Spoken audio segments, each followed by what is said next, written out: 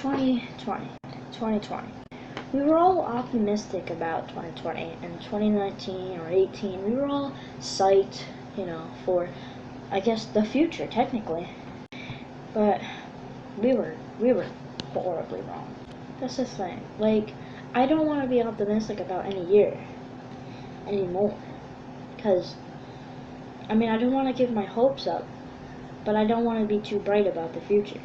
2020 was just a big spiral all the way down. It was just the lowest of the lows. It's sad that a year is being criticized fully when we're not even done with the year. When we're halfway through the year and we're just criticizing it and crapping on it, which we should. 2020 literally has negative impacts to humanity and then positive impacts to the world, or negative impacts to the world are positive impacts to humanity. Every consequence has a positive, or every positive has a consequence. So, like coronavirus, it's hurting humanity, but it's kind of helping out the world, And then, the new thing, George Floyd, R.I.P. George Floyd, he didn't deserve that. That was just disgusting.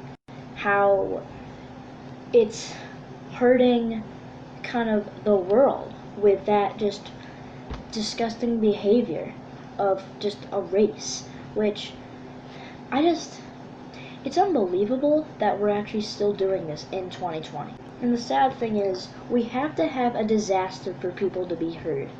And that's the sad thing about America, or just the world in general. If something bad happens, now people can hear what people are saying. Because every day, black people or just other races are talking about injustice for their race. Just no one hears them because no bad event has happened that is current and that people want to learn about at the moment. Like, we want to make a difference. We want to make a difference. That is, we all want to. But with people like this in the world that are supposed to protect us, it kind of scares me. Because people, just because they have a badge, just because they have some sort of symbol that makes them better than a normal citizen, makes them think they can do just anything they want, which they can't. And it's not just the police officer that did that. It's the people that are just, the other cops that are just watching it happen. Or even, like, the people that, like, literally put him as a cop. If you're gonna be racist and want to be a cop, you shouldn't be a cop. It just angers me that in 2020, all these activists, Martin Luther King, Rosa Parks, all these other people are trying to stop it, or just even try to reduce it or oppress it. Yet, we're still doing this bad behavior, this bad, events, disasters to hurt these races. Because in America, we want everyone, yes, we want equality, but we just don't like the other races for some odd reason. We want the people to, like, be an American, to look as an American. And if they're not, we're just gonna, hurt them.